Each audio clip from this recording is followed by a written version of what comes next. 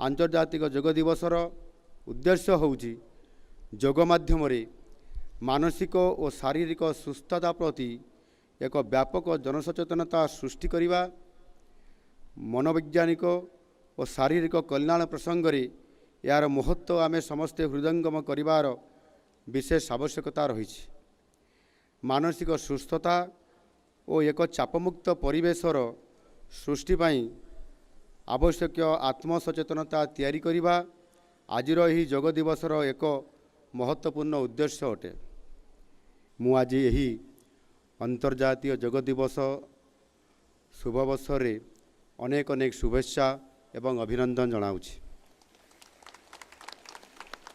आज सारा देश 10म अंतर्जातीय योग दिवस पालन करुवा बेले आपणक सह सामिल होई मु अत्यंत खुशी एवं आनंदित।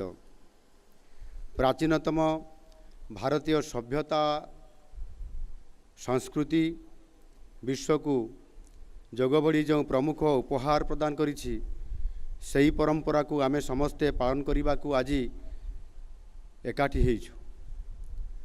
योग माध्यम उभय शरीर और मनर सुस्थता को प्रोत्साहित करिबारे आम देशर प्रिय यशस्वी प्रधानमंत्री श्री नरेंद्र मोदी नेतृत्व में विश्व स्तर में जो उद्यम आरंभ होता आ जड़े ओडिया भावे मुझे हृदयतार सहित कृतज्ञता जनाऊँगी। यशस्वी प्रधानमंत्री मोदी जींकर ही प्रयास क्रमे मिलित जातिसंघ प्रतिवर्ष 21 जून को आंतर्जातिक योग दिवस रूपे पालन करने मान्यता प्रदान करिसेंती। यह आम समस्त भारतीयों एक गर्व एवं गौरवर विषय। योग केवल एक शारीरिक अभ्यास नुहे बरं दैनंदिन जीवनशैली यह एक परिवर्तनशील यात्रा जहाँ निजर व्यक्तिगत स्वास्थ्य सह सामाजिक स्वास्थ्य पर अत्यंत लाभदायक अटे। योग और समाज पाई योग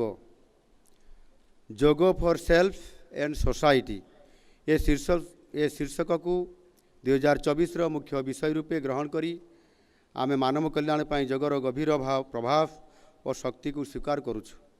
योग को दैनंदिन जीवन में सामिल करी आमे उभय व्यक्तिगत और सामूहिक स्वास्थ्य एकाग्रता सुख एकता और शांतिर भावना को प्रोत्साहित करुछु। आंतर्जातिक योग दिवसर उद्देश्य होउची योग माध्यम मानसिक और शारीरिक सुस्थता प्रति एक व्यापक जनसचेतनता सृष्टि करने, मनोवैज्ञानिक और शारीरिक कल्याण प्रसंग में यार महत्व आमे समस्ते हृदयंगम करिवार विशेष आवश्यकता रही। मानसिक सुस्थता और एक चापमुक्त परिवेशर सृष्टि आवश्यक आत्मसचेतनता तैयारी करने आजिर यही योग दिवसर एक महत्वपूर्ण उद्देश्य अटे।